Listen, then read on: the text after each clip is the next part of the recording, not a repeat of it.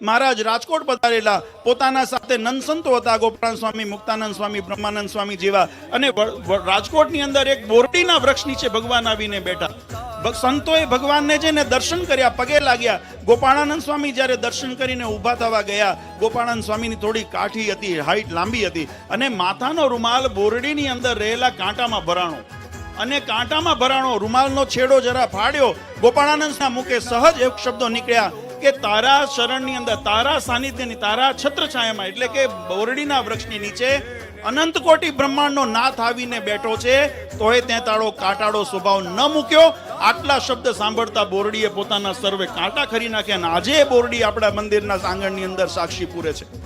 આ સંપ્રદાયની અંદરનો ઇતિહાસ છે. જેને પોતાના બોરડી જેવા વૃક્ષે પોતાના સ્વભાવ છોડી દીધા, પોતાના કાંટા કંકેરી નાખ્યા આ સત્સંગની અંદર. પણ કોણે? જેને ખપ હોય ને એને સમજાય, બાકી કાંટા છૂટતા નથી.